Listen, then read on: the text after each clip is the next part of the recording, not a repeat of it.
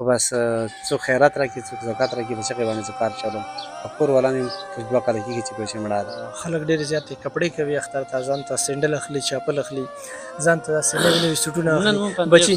بچي دا ډیمانډ خو نه کوي چې راځي مونږ ته اختر دپاره نن مو په غیب سره دوا واخلو چې نن اتمه روژه دی، نو 22 ورځې پاتې دي. خیر دی کومه طرفه چې پیسې مې لاړې چې تا ته به داسې زه کپړې واخلم هر څه به ورته هغه وایي نه ته مونږ ته نه کوې مونږ ته دروغ وایي ما درته کوم.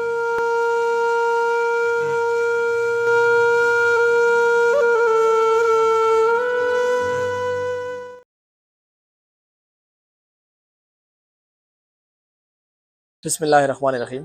سلامونه، نیکې هیلې او احترامات. قدرمنو سید ورکزی یو ځل بیا ستاسو په خدمت کې حاضر یم. په دا وخت کې راغلی یم په کوهاټ علاقه جرمې کې موجود یم.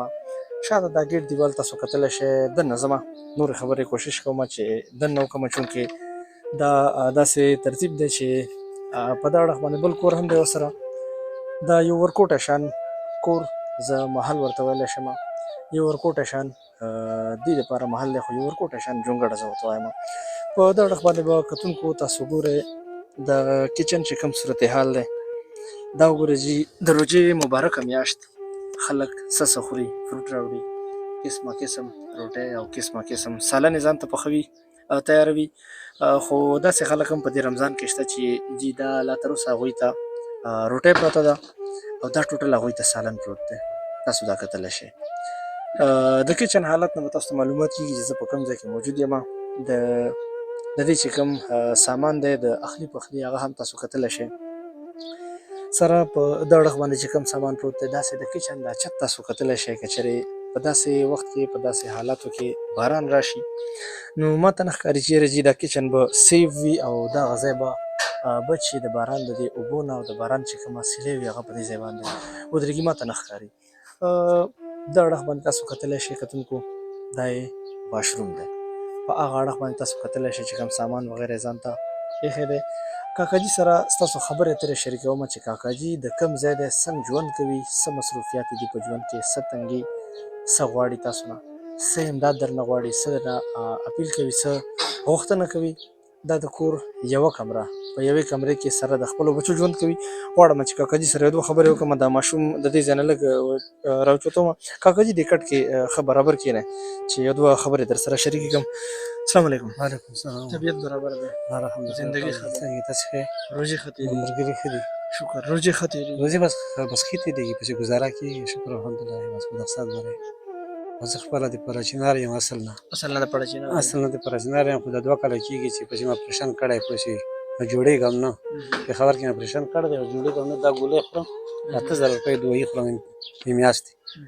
خو بس څوک خیرات راکړي څوک زکات راکړي په هغې باندې زه کار چلوم او کور والا مې په 2 کاله کېږي چې پیسې مړه دی. او 3 مې لوڼه دي او 3 مې بچیان دي. مشر بچی مې هغه دی، هغه ولاړ چې دی، مې مشر بچی دی. بس بې ګټې وټې نور څوک نشته، بس ژوند د دنیا کې تېروو. کار روزګار څه کوي؟ کار روزګار هېڅ کار روزګار هم نشته. بس دا کور مې په 3000 روپۍ نیولی، دا د دې درنه کرایه اخلي او په دې کرایه اخلي. میاشتې 3000 روپۍ اخلي، ورکوو یې 3000 روپۍ ورکوو. بس څوک څه شی راکړي، سر سایه راکړي یا چې راکړي به دغه کور کرایه په لنډوو. دا بچي خو مونږ که وګورو ډېر زیات واړه هم دي، ډېر زیات ورکوټي دي. دا څه کار روزګار، څه ډیوټي، څه ګزاره کېږي په دې پیسو؟ په دې څه ګزاره هم نه کېږي، په دې باندې ګزاره هم هېڅ کار نه پکې کېږي. د ګولیو په شته دومره خفه یم چې کله ګولیو ټیم راسي بس بلکل پوه شي ما دماغ کار پرېږدي چې کور کرایه ټیم راسي بیا مې پسې دماغ کار پرېږدي. خو داسې مې پسې اراده ده که چېرته څه پیسې مې برابرې شوې وای چې خالي یا مې چرګو کار شروع کړی وای یا مې بل څه په دوکان مو باندې ټپرۍ مپرۍ به شروع کړی وای. کار به یې ورځې 500 روپۍ چې ما ته راتلی وای مونږ کار پکې ده. هغه هېڅ دومره د هغه د ګراني دی چې هېڅ شی نه کېږي. کار کم کور کې خو کار روزګار لګي، اخلی پخلی کېږي. روژې میاشت دی، هر سړی ځان ته ښه سالنې را تیارې کړي. چېرته داسې زړه دې نه ده شوی چې یاره جي یو ښه سالن وی، یو ښه فروټ هم راوړی وی، یو ښه سبزي هم ځان ته ښه سالن خو پوه شوې دومره زړه پسې ما غوښې ته کېږي که نه چې حد نه زیات. خو چې پسې 100 روپۍ یو کیلو دی غټې غوښې، نو هغه چېرته میلاوېږي. که درته ووایم چې د قربانۍ غوښې نه سوا پوه شو هغه نرسې ما غوښه نه دی خوړلی، نه مې په پیسو اخیستې، نه مې خوړلې بغیر قربانۍ نه. چې قربانۍ کې خلکو راوړې ورته مو پسې ښه ډېره خوړلې، بیا موږ نه دی خوړلی. بس نه چول یې راوړو 50 روپۍ چول دې راوړو بس کور کې هغه بچو هم نه ده خوړلی. بچو هم نه دی خوړلی. بچي کله دا نه وایي چې یاره جي د روژې میاشت دی خلک ښه هغه ووایي چې داسې غوښې به راوړو، داسې به راوړو، داسې به ورځې به راوړو. خو زه ته بس بس ټایم پاسوئ څه یې کوئ وخت به راسي بیا به هر څه وخورئ هغو ته زه دا وایم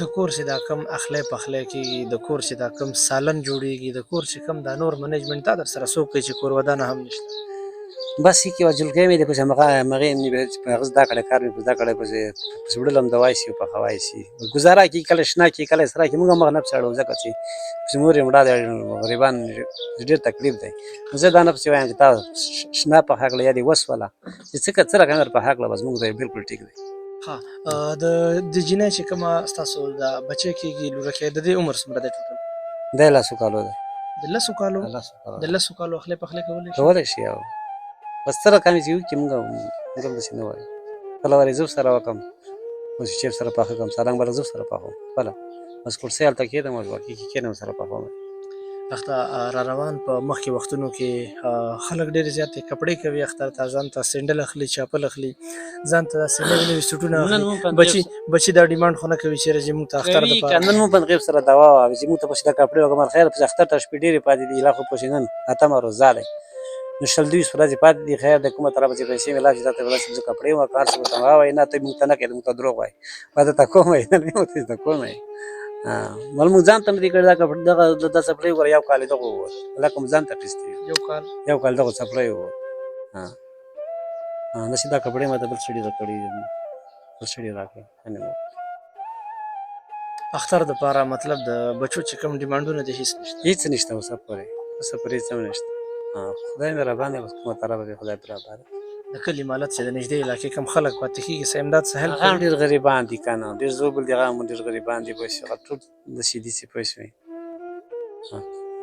یک یو کاس خو پس بیګا پس یوه توړه وړه راکړه 80 کیلو والا وړې راکړه یا یو خبزې بتل راکړه 2 سیرې پس هغه راکړه چینی راکړه په دې باندې څومره بس دې باندې اختر پورې موږ کار کوو گزاره سره کوو دې باندې لږه لږه مطلب داسې چېرته په ژوند کې داسې شپه راغلې چې یاره جي تاسو ویلې وي چې په دې مړی نه خورو نن یې په نهر خورو یا یې په نیمه خورو ما باندې خپله راغلې چې ما په ټولې شپې ورځې کې پوه شوې یوه کلچا خوړلې ما په تېره کړې یوه کلچا ما خوړلې او ما ټوله شپه ورځ په تېره کړې 4 ګنټې ما په تېرې ژوند کې چېرته نهر داسې ما نه راغلی یاره داسې نهر بس خو خلک څنګه کله څنګه ژوند دی نو نهر وي ته خو به صبر وکړې ته خو به وایې چې رجې زه نه خورم بچي څه وایي ماشومانو ته بس زنده وایي کله چاکلیټ ورکړو کله چې ورکړو بس غلي کړو سره بس کله یې ویده کړو بس ماسخوتن وختي یې ویده کړو چې پاته نه ورته لګېږي چې څه حال دی داسې کار ډېر مجبوره صورتحال د ژوند بندې لارې د ژوند چې کوم خوندونه دي د ژوند چې کوم رنګینۍ دي بندې دي که مونږ دا ووایو چې یاره جي کاکاجي په دا وخت باندې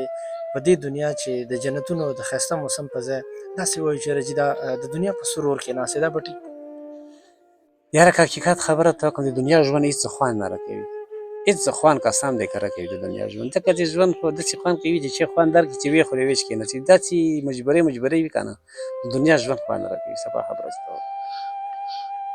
بس دغه ماشومانو ته خفه یم ځان ته بیا هم نه یم خفه د ماشومانو ته زه خفه یم دغه ځان د صحت دپاره دعا غواړه الله دې نه کړي الله دې نه کړي چې د دې مورکۍ په شان ستاسو هم د دنیا نه انتقال وشي نو د بچو به څه کوي بس نه پوهېږو زه همدغو سوچو د لاسه پسې ما خوب ورک دی چې خو زه سبا نه یم دوی به څه کوي دې ته زه هم خفه یم بس دغې ته موږ هم څلور ماماګان داسې څه نشته چې یاره چې څومره خپلوان مې ټولو ما نه لاس واخیسته که په خدای د اعتبار کېږي چې خولې ټلیفون هم نه کوي هغه وایي دا به وکوي چې به وغواړي زه یم قسم دی که زه یم درته وکړم دوی هم ټلیفون نه کوي رابطه یې سکوټه کاټ کړې پوه شوې خپل کور څه په کلي وطن کې څه ځمکه جایداد نشته خپل کور مې هغه پسې ړنګ شوی پسې هغه کې جنګونه کې شیاو سره جګړې وي هر څه ختم شوي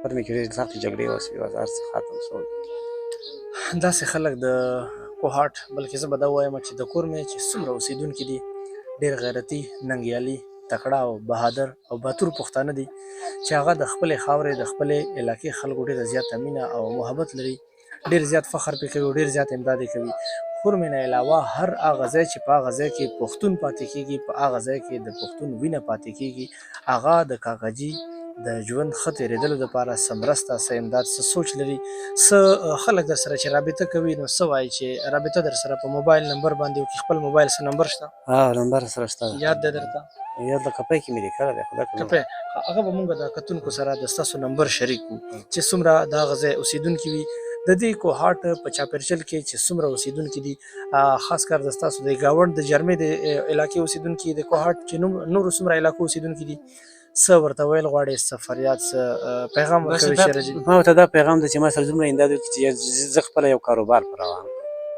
څه کاروبار یې خو چې ورځ یو 500 شپږ سوه روپۍ برابرېده چې موږ ژوند په تېرېږي. داسې کاروبار چې څومره امداد وکړي ډېر دی. تقریبا پښتانه ګوره ډېر قیمتي او ډېر غیرتمنه خلک دي. څه ووایم والله یاره هو هغه وخت نن سبا نشته پوه شوې چې نن سبا ډېر بل رقم وخت راغلی، ډېر کمو خلکو نه سیوا که نه څوک هېڅ څه نه کوي پوه شوې چې لوږې مړ سیم نه کوي. داسې وخت راغلی نن سبا چې څوک امداد کوي، مطلب د ستاسو په موبایل نمبر د ده نه علاوه که چېرې څوک داسې خپل پردی چې هغه تاسو سره خپله رابطه جوړوي؟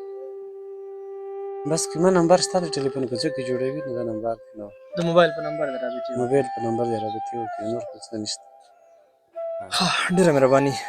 کتونکو چې څومره کتونکي دي، غواړمه چې د کاکاجي دا فریاد، خبرې اترې، د ژوند د غم نه ډکه کیسه، د ژوند چې کومې رنګینۍ دي، د ژوند چې کومې ښکلاګانې دي، هغه د کاکاجي ژوند کې نشته. د کاکاجي ژوند نه هغه ډېرې لرې پاتې شوي دي.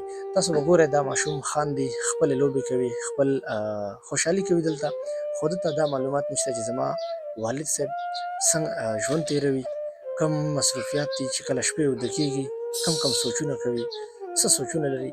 د روژې ښایسته مازدیګری، د روژې ښایسته موسم چې هر سړی خپل ځان دپاره د 2 د 3 د 4 د 5 چې کوم سالن وي د هغې بندوبست کوي، خو په دې بدقسمتۍ سره په دې کچن کې صرف یو قسمه سالن پروت دی چې په هغې باندې خپل روژه سبا کوي، او دا د 10 کالو چې کومه ماشومه هغه خپل اخلی پخلی، هغه خپل سالن دلته جوړوي چې هغه هر څنګه جوړ شي.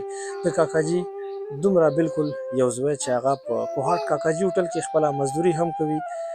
د دې نه علاوه که چېرې خلک دوی سره رابطه کول غواړي، څه امداد کول غواړي، څه کاروبار دوی ته ورکوټی شان روانول غواړي، د کاکاجي نمبر به په سکرین باندې هم تاسو ته کتلی شي. د دې نه علاوه په بره کیپشن کې به هم د کاکاجي نمبر تاسو ته مونږ ایډ کړو. د کاکاجي چې کوم زوی په کوهاټ هوټل کې د یونیورسټۍ سره بالکل مخامخ په هغه هوټل کې ډیوټي کوي، هغې سره هم تاسو ملاوېدلی شئ هلته. د هغې نه علاوه د کوهاټ کاکاجي هوټل کې وهاب نوم یو کس دی چې په هوټل کې په برید باندې مشهور دی. د دوی چې څومره د خیر ښېګړې کارونه وي هغه هغوی سره په رابطې باندې وي. وهاب سره هم تاسو په هوټل کې ملاوېدلی شئ، خپلې رابطې ورسره جوړولی شئ. زه به دا وایم چې د کور ورکوټی شان میدان، یوه کمره، د ژوند خوشحالیانې ټولې په یو ځای کې رابندي. ماشومان هم غواړي چې اختر ته ښایسته کپړې وي، ښایسته ژوند وي او ښایسته مازدیګری وي، ښایسته ترتیب وي، خو چونکې هغه بدقسمتۍ سره د دې نه لا تر اوسه لرې پاتې شوي دي. د کوهاټ بلکې خاص کر چې څومره پښتانه اوسیدونکي دي، که چېرې خپلو بچو په شان دوی ته هم د اختر کپړې، د اختر پیزار اخلي او خواهش لري کاکاجي سره د خپلې رابطې جوړې کړي، او تاسو ته به ښکاري چې دا ماشومان خاندي، خو دا د ژوند حقیقت نه، د ژوند رنګینو نه په څه خبر نه دي.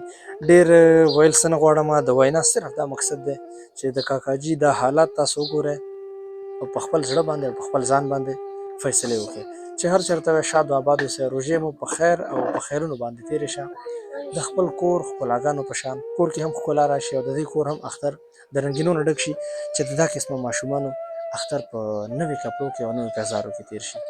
یو نوي پروګرام سره خپل کوربه سعید اورکزی ته ورکړئ اجازت. د لوی الله په امان.